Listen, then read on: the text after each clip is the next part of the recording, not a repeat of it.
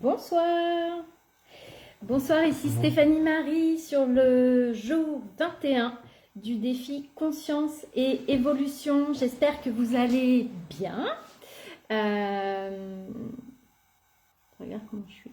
Voilà, ça va. Bienvenue aux personnes qui arriveront en replay, puisque c'est vous qui allez voir le début de ce live avant ceux qui arrivent en live. N'hésitez pas à me faire un petit coucou, à me dire que vous êtes passé par là. C'est toujours très agréable de savoir que vous étiez là. Ou à me laisser un petit cœur, un petit pouce, un petit quelque chose sur le live. Et aujourd'hui, pour ce jour 21 du défi, Conscience et Évolution, donc pour célébrer la naissance de l'Académie Conscience et Évolution que j'ai créée et qui accueillera sa première formation donc en février 2022, démarrage en février 2022 pour une formation à la libération. C'est parce que j'étais en train de me dire que j'allais vous dire juste que le titre n'est pas encore déterminé, mais le contenu de la formation sera une formation à la libération intégrative des blessures émotionnelles, mais aussi à leur identification, bien évidemment. Hello, je vois un petit pouce, je ne sais pas qui c'est, mais hello. N'hésitez pas ou n'hésite pas à me dire, me faire un petit coucou que je sache qui est là. Donc une formation à l'identification des blessures émotionnelles, à la libération intégrative avec différents outils des blessures émotionnelles et la guérison par l'enfant intérieur. Hello Karine, oh génial, je crois que c'est la première fois que je te vois sur un live et je suis ravie, ravie. Donc j'étais en train de présenter l'académie qui allait ouvrir, enfin qui est ouverte et la formation de février 2022 qui s'en vient comme disent les Québécois. Aujourd'hui, j'avais envie de vous parler d'un sujet qui était ouais, c'est cool, je suis contente. Qui était, alors je sais plus comment je l'ai intitulé, mais le fait que rester ou retrouver son unicité, c'est pas si simple que ça. Surtout quand on est entrepreneur. Karine, du coup, ça te parlera peut-être aussi. En fait, j'ai eu une discussion ce matin avec une de mes amies entrepreneuses qui se posait la question de savoir si elle s'était pas perdue en chemin de l'entrepreneuriat, dans toutes les choses qu'elle propose aujourd'hui. Et là, elle arrive à un moment donné où elle se pose la question de est-ce que finalement ce que je propose aujourd'hui, ça me ressemble? Est-ce que c'est moi? Est-ce que je suis bien restée alignée à moi? Et ça m'a parlé parce que, puis ça m'a fait aussi, émotionnellement, ça m'a remué parce que j'ai traversé en fait ce qu'elle était en train de traverser, ce qu'elle est en train de traverser. Et je sais ô combien c'est difficile quand on sent qu'on n'est pas aligné dans ce qu'on est en train de faire. Et c'est souvent le cas des entrepreneurs qui soit n'osent pas proposer ce qui leur correspond et se fondent, j'ai envie de dire, dans la masse.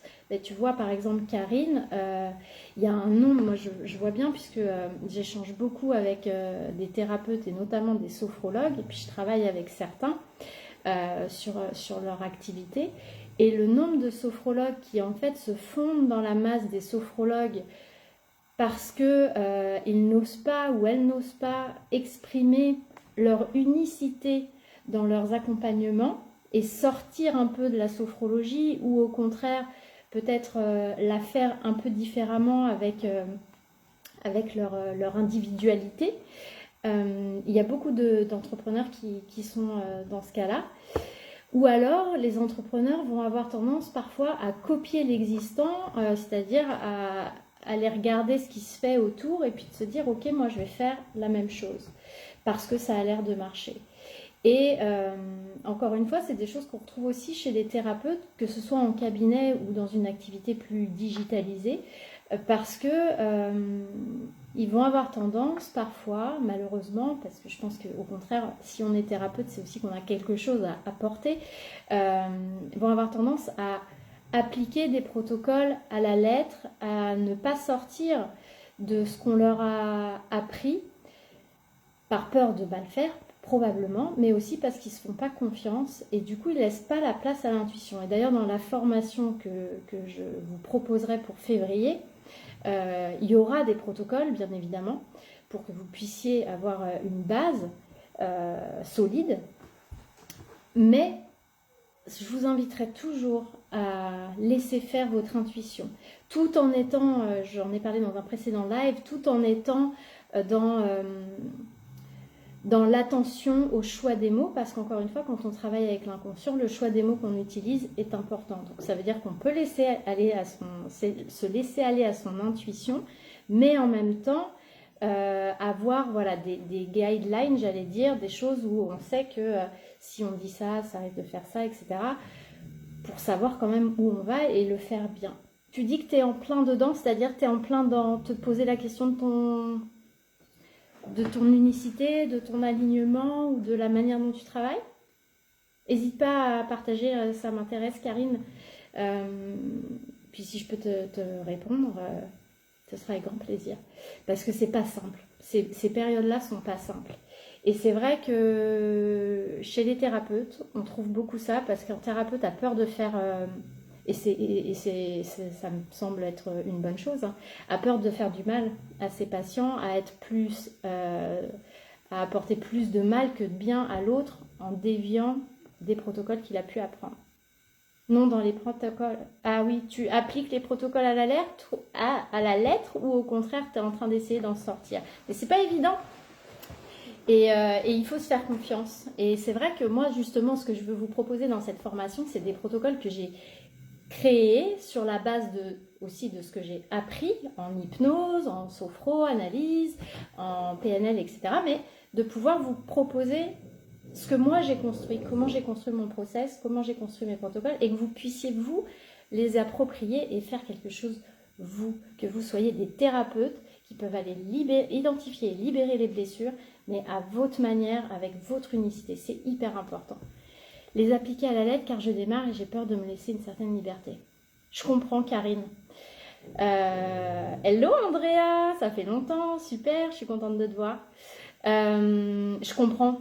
Mais moi aussi, tu vois, au début, je pense que c'est normal au début parce qu'on a besoin de se faire la main sur les protocoles, on a besoin de les maîtriser tels qu'on nous les a donnés pour ensuite pouvoir s'autoriser à.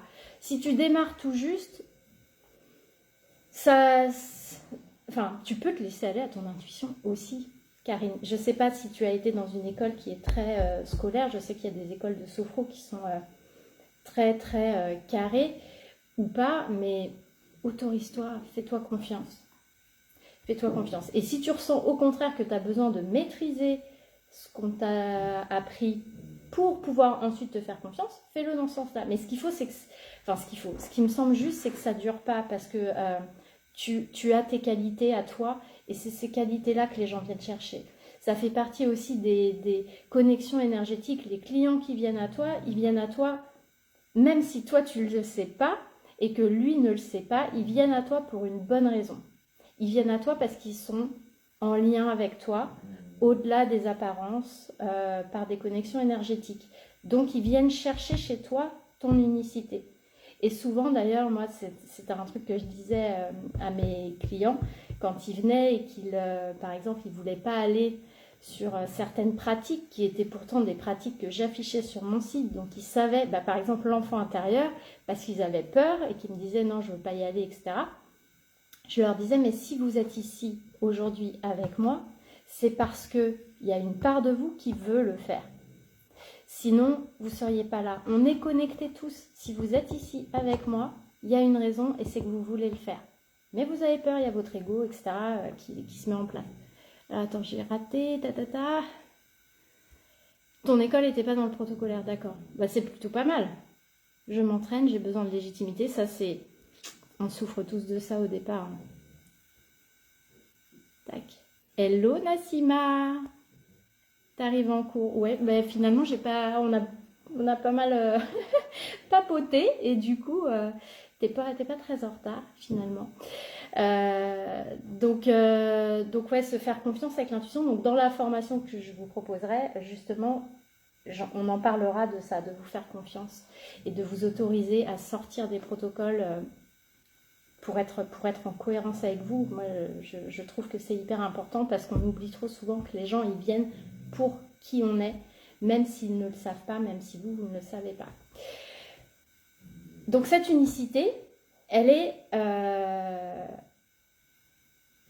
on a tendance à l'oublier. Qu'est-ce que je voulais vous dire? Pourquoi je voulais vous parler du pourquoi. Pourquoi on l'oublie? On l'oublie parce qu'on a des croyances. Par exemple, Karine, la croyance que je démarre, donc je ne suis pas légitime, donc je ne peux pas me faire confiance. Ça, c'est des croyances. C'est une croyance. Parce que tu pourrais aussi poser ton regard sur des gens qui démarrent, qui se sentent légitimes, qui osent faire les choses à leur manière, et tu verrais que probablement il y en a plein qui le font et pour qui les choses se déroulent très bien. Il y a des coachs, par exemple, si on reste sur les croyances, qui pensent que s'ils ne coachent pas des coachs, ils ne gagneront pas leur vie. Que coacher des particuliers, c'est pas rentable. Parce qu'il n'y a que les coachs qui veulent bien investir sur eux. Mais ça, c'est une croyance. Et quand on croit des choses, ben, c'est ce qui se passe. Dans notre univers, en tout cas, à nous. Mais c'est pas vrai. Si on déplace encore une fois son regard pour aller contrecarrer nos croyances, il y a des coachs qui coachent des particuliers et qui gagnent extrêmement bien leur vie, parce qu'il y a des particuliers qui sont prêts à investir sur eux parce qu'ils ont compris que des transformations intérieures et personnelles permettaient de grands changements dans la vie professionnelle, amoureux, relationnelle, avec les enfants, etc. Il y a des gens qui sont coachs en parentalité, notamment sur le web, qui gagnent des centaines de milliers d'euros par an. Donc c'est une croyance. Il y avait aussi, je vous en avais parlé dans un live que j'avais appelé, je crois, Oser et croire, une personne que j'accompagne dans le développement de son activité, où on a retravaillé son positionnement parce qu'elle était sophrologue, elle s'affichait sophrologue, mais en fait, son truc qui l'anime, c'est ce qu'elle appelle l'écothérapie, c'est d'aller utiliser la sophrologie, mais parmi d'autres outils, dans la forêt, au contact de la nature, en étant au contact du vivant, parce que c'est sa manière à elle de travailler, et c'est comme ça qu'elle est bien, et c'est comme ça qu'elle fait les choses bien. Et elle me disait, mais je suis sûre qu'on ne peut pas gagner sa vie comme ça, donc je ne le fais pas. Mais encore une fois, c'est faux, c'est une croyance. C'est une croyance. Il y a des gens qui sont prêts à payer pour aller faire des stages de thérapie, de travail sur soi, de développement personnel en forêt, au contact avec la nature. Moi, je serais prête à le faire. Il y a des gens qui vont payer des centaines d'euros pour aller faire des 3 jours dans des tentes de sudation de manière totalement isolée, etc. Il faut s'autoriser à faire ce qu'on aime et ce pourquoi on est fait. On va y revenir après. Il y a aussi, au-delà des croyances, il y a la peur du jugement des autres et la peur de ne pas être aimée si je me laisse à être celle que je suis. Vous entendez sûrement encore le chien qui ronfle. Vous allez avoir l'habitude. Celle que je suis, si j'ose dire ce que je pense aussi. Il y a des gens qui n'osent pas, par exemple, aller parler de leur spiritualité, etc., par peur que les gens les pensent perchés, etc. Mais si c'est leur croyance et si ça fait partie d'eux, pourquoi ils n'iraient pas parler de la spiritualité et l'intégrer dans leur discours ou dans ce qu'ils proposent? Et ils se coupent d'une partie d'eux-mêmes par peur de ne pas être aimés et par peur du jugement des autres. Et là, on retombe sur des choses très infantiles de l'ordre de je veux absolument que papa et maman m'aiment, je veux que les gens m'aiment, je veux de l'amour, je veux me sentir aimée, donc je ne vais surtout pas faire ce qui pourrait mettre en danger l'amour. Et donc la vie, et donc mon existence. Donc c'est une sorte d'instinct de survie qui se met en place. Au-delà de la peur du jugement des autres, il y a aussi les influences extérieures. On peut être très influencé par des collègues thérapeutes, des collègues coachs qui viennent nous dire bah moi je ferais comme ça, tu devrais faire comme ci, tu devrais faire comme ça, ou on regarde ce que font les autres puis on se dit ah, lui ça marche alors il faut que je fasse pareil, elle ça marche alors il faut que je fasse pareil. Mais c'est pas parce que ça marche pour elle que ça marchera pour nous. Et inversement, parce que chacun est différent. Moi les personnes que j'accompagne dans leur activité professionnelle, je ne vais pas leur dire de faire ce que je fais. Je ne vais pas leur dire d'appliquer exactement les choses que j'applique. Ça va être en fonction de qui elles sont. C'est elles qui vont trouver, en fonction de qui elles sont, comment elles doivent faire les choses. Je dis elles parce qu'il n'y a que des femmes. Et puis, au-delà donc, des croyances, de la peur du jugement, des influences extérieures, il y a aussi les fameuses blessures émotionnelles. Pourquoi? Parce qu'elles ont amené à mettre en place des protections pour ne pas être vulnérable. Et par exemple, quelqu'un qui a une blessure de rejet, alors il pourrait très bien, si, je ne sais pas si vous me suivez et si du coup vous commencez à vous familiariser avec tout ça ou si vous êtes déjà familier, mais il peut avoir soit la volonté d'être rejeté à nouveau pour entretenir son scénario et rejouer sa blessure, donc auquel cas il va tout faire pour être rejeté et donc peut-être qu'il va soit s'exposer à outrance, soit aller complètement en dehors des clous de ses clous pour être rejeté, mais aussi il va pouvoir être à l'inverse, s'il veut se protéger de sa blessure, il va être par exemple dans une discrétion plus, et il ne va pas se montrer pour être sûr de ne pas risquer d'être rejeté, jugé, etc. Donc là, on est sur la blessure de rejet, par exemple. Mais ça peut être aussi une blessure de non-reconnaissance qui fait qu'on n'a pas envie de s'exposer au jugement parce qu'on souffre de cette blessure de non-reconnaissance et qu'on n'a pas envie de la revivre. Donc les blessures, elles jouent aussi un jeu là-dessus. Elles jouent un rôle, là-dessus. Et d'ailleurs, j'accompagne en accompagnement sur la pacification des blessures une personne qui est également entrepreneuse et il y a clairement un lien entre ces blessures et comment aujourd'hui elle est dans sa vie d'entrepreneuse et ce qu'elle ne s'autorise pas à faire et à connecter. Donc le travail qu'elle va faire sur elle va lui permettre, à mon sens, de libérer beaucoup de choses dans sa vie professionnelle. Donc moi, ce que j'avais envie de rappeler aussi ce soir, c'est l'importance d'être en lien avec sa vision, d'être en lien avec ce qu'on veut amener au monde, et pas rester sur à qui je veux vendre, c'est qui mes clients, qu'est-ce que je veux faire comme service. Ça c'est plus mental, mais d'être vraiment dans la vision et le cœur. J'ai envie de contribuer à quoi? Moi par exemple, si je prends mon exemple, là l'académie et la formation que je vais proposer, on pourrait se dire en fait elle veut former des thérapeutes parce qu'elle veut faire de l'argent avec des thérapeutes. Alors bien sûr j'ai envie de gagner ma vie, hein, on va pas se le cacher, mais mon objectif, ma vision, c'est pas ça.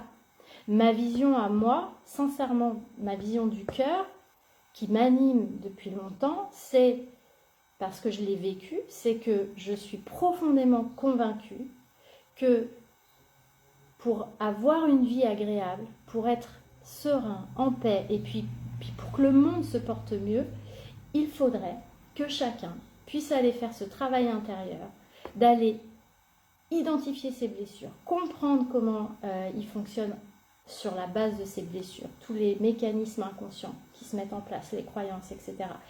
Que tout le monde puisse aller pacifier ces blessures pour pouvoir faire évoluer l'adulte qu'on est et que tout le monde puisse utiliser ces blessures qu'on est venu incarner sur Terre comme des leviers d'évolution pour pouvoir avoir de plus belles relations avec soi, avec les autres et avec le monde. Et c'est ça ma vision derrière. Et pour faire ça, pour contribuer à ça dans le monde, j'accompagne des gens, des particuliers, dans ce chemin de transformation et j'ai envie qu'il y ait de plus en plus de thérapeutes qui le fassent pour pouvoir amener à ces transformations. Donc, je veux former des thérapeutes, pas pour le plaisir de former des thérapeutes à n'importe quoi, pour que ces thérapeutes-là puissent contribuer aussi à ma vision, qui sera sûrement la leur du coup aussi, parce que c'est, voilà. Mais du coup, c'est ça qui m'anime. Et là, on change les choses, parce qu'on n'est pas sur... là, je suis dans mon unicité, je suis dans ce pourquoi, probablement, je suis là. Ah, ça évoluera probablement aussi, mais je suis dans ma mission en fait de vie, si vous voulez, on va dire. Et je crois que ça, c'est hyper important d'être connecté à cette vision-là, de savoir pourquoi on fait des choses. Et vous savez, je pense qu'il n'y a pas de juste et de mal d'ailleurs. C'est vraiment ce qui vient du cœur et ce qui est une sorte de vérité pour soi, et du coup la vibration avec laquelle on le fait que ça marche. Et si on prend... je pensais à ça tout à l'heure, je me disais, mais c'est comme moi par exemple, j'ai une vision sur laquelle je vais poser une étiquette de mal. Je pense que vous ne me contredirez pas, mais par exemple des gens qui fabriquent et qui vendent des armes, pour moi, c'est pas, ça correspond pas à ma vision, je trouve pas ça chouette. Des gens qui sont vraiment dans ce que moi je pourrais qualifier de juste financier, d'essayer de se faire du fric sur le malheur des autres. Mais moi je pense que ces gens-là qui réussissent, c'est parce que derrière ils ont une grande vision à laquelle ils sont réellement connectés. Ils le font pour... Il y a sûrement une ambition financière aussi, mais ils ont cette conviction que ce qu'ils font, ils doivent le faire. Et c'est pour ça que ça fonctionne, je pense. Et j'avais envie de finir aussi là-dessus, par rapport à cette unicité, sur une des lois spirituelles du succès de Deepak Chopra. Je reviens dessus parce que ce petit livre, c'est une petite Bible à avoir, je trouve. Et une des 7 lois, c'est, alors je vais prendre le livre parce que je ne connais pas les textes par cœur, mais c'est la loi du Dharma. Et Dharma en sanskrit, ça veut dire but de la vie. La loi du Dharma, c'est que pour accéder à l'abondance et à toutes les potentialités de l'univers, il faut être dans le but, dans sa mission de vie finalement. On pourrait remplacer ça par mission de vie. Et ce qu'il dit, c'est, je vous le dis, selon cette loi, alors c'est plus long que ça, mais j'ai pris un extrait, selon cette loi, vous possédez un talent particulier ainsi qu'une manière unique de l'exprimer. Il existe quelque chose que vous pouvez accomplir mieux que qui que ce soit dans le monde entier. Chaque talent particulier, comme chaque expression unique de ce talent, répond aussi à des besoins spécifiques. Et lorsque ces besoins rencontrent l'expression créative de votre talent, il surgit de cette rencontre l'étincelle génératrice de l'abondance.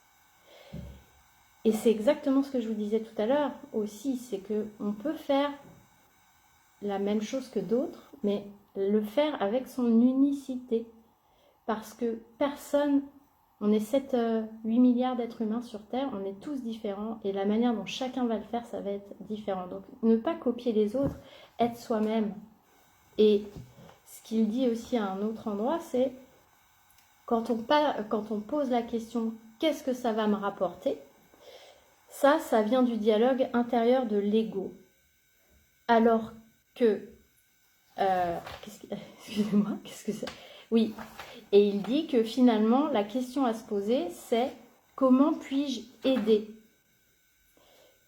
pour passer à travers l'ego et entrer dans l'âme.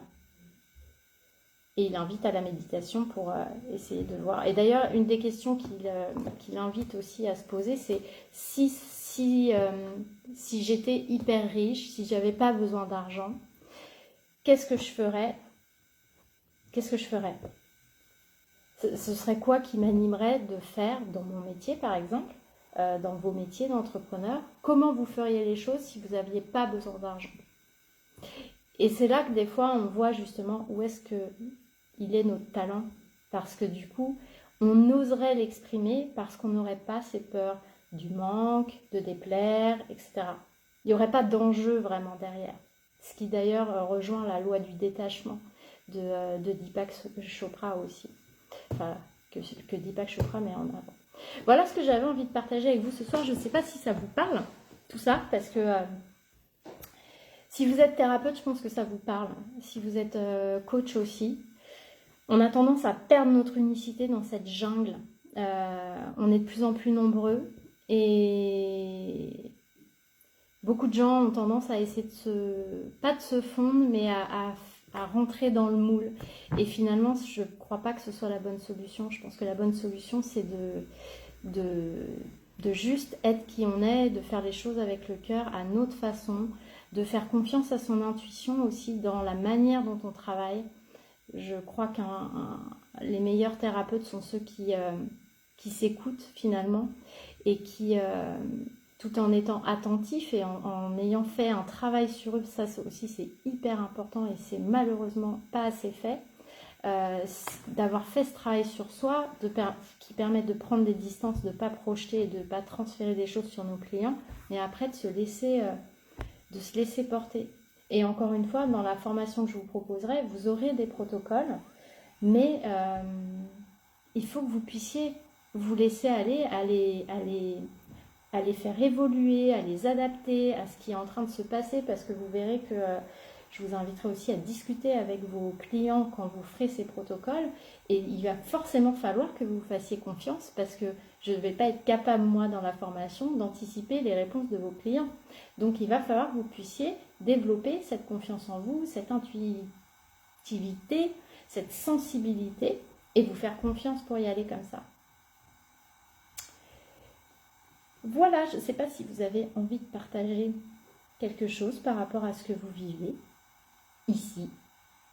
Vous pouvez aussi m'envoyer un petit MP. Ça me fera plaisir d'échanger avec vous. Moi, j'aime bien discuter. Nassima le sait, puisque des fois, on discute un peu toutes les deux. Donc, vous n'hésitez pas. Et puis écoutez, si vous n'avez pas de questions, j'ai pas l'impression. Non. Je vais vous souhaiter une belle soirée. Je vais vous dire à demain pour le jour 22 du défi Conscience et Évolution. À demain. Bye.